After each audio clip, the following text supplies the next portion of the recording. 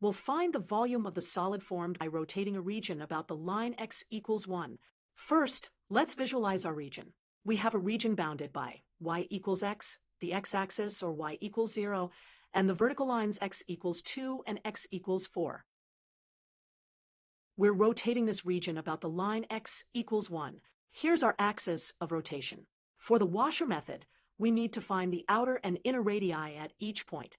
The outer radius r of x is the distance from the line y equals x to our axis of rotation. The inner radius r of x is the distance from the x-axis to our axis of rotation.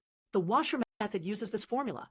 Volume equals pi times the integral from a to b of r of x squared minus r of x squared dx. In our case, both r of x and r of x are equal to x minus 1, which is the distance from any point to our axis of rotation. Let's substitute these into our formula. The outer radius squared times y minus the inner radius squared times 0, where y equals x. Expanding this out, we get pi times the integral from 2 to 4 of x cubed minus 2x squared plus x dx.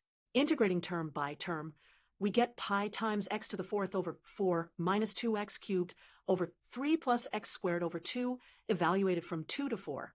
Finally, evaluating at the bounds and simplifying, we get our final answer, 32 pi cubic units. And there you have it. We've found the volume of our solid using the washer method.